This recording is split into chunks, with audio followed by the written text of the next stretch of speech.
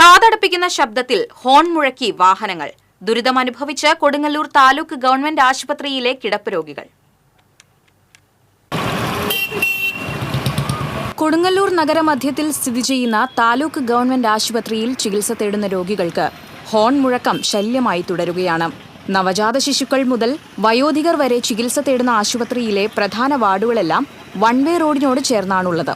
രാപ്പകൽ ഭേദമില്ലാതെ വാഹനങ്ങൾ കടന്നുപോകുന്ന വൺ വേ റോഡിൽ ഹോണടി നിയന്ത്രിക്കാൻ നടപടികളുണ്ടാകുന്നില്ല. അതീവ ഗുരുതരാവസ്ഥയിൽ കഴിയുന്ന രോഗികൾ പോലും കാതടപ്പിക്കുന്ന ഹോൺ ശബ്ദം കേൾക്കേണ്ട അവസ്ഥയിലാണ്.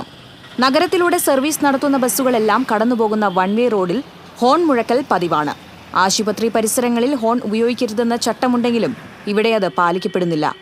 നോ ഹോൺ സൂചന നൽകുന്ന ബോർഡ് സ്ഥാപിക്കാൻ അധികൃതർ തയ്യാറായിട്ടില്ല. ഇത് വൺ വേ റോഡാണ് ആശുപത്രിയുടെ പടിഞ്ഞാറ് വശത്തുള്ളത്. പക്ഷേ ആ റോഡിലൂടെ പോകുന്ന വാഹനങ്ങൾ, പ്രത്യേകിച്ച് ലിമിറ്റഡ് സ്റ്റോപ്പ് ബസ്സുകളെല്ലാം വലിയ ഹോൺ മുഴക്കിക്കൊണ്ടാണ് കടന്നു പോകുന്നത്.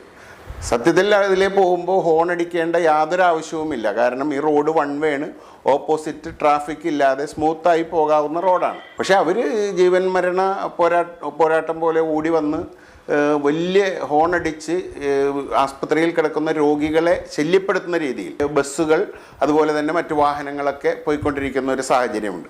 രോഗപീഠയോടൊപ്പം ചെവി തുളയ്ക്കുന്ന ഹോൺ ശബ്ദത്തെയും സഹിക്കേണ്ട ഗതികേടിലാണ് താലൂക്ക് ആശുപത്രിയിലെ രോഗികൾ.